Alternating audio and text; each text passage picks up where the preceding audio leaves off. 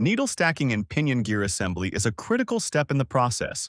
Manually stacking needle roller bearings in the pinion gear is time-consuming, leads to worker fatigue, and results in variations in alignment and inconsistent grease application. The primary goal is to design an automated system to stack needle roller bearings in the pinion gear with precise grease application. This setup involves two pneumatically operated plungers with splines corresponding to the number of needle roller bearings to be stacked on either side of the pinion gear. Automating the pinion gear assembly process significantly reduces cycle times, minimizes worker fatigue, and ensures 100% quality in the assembly.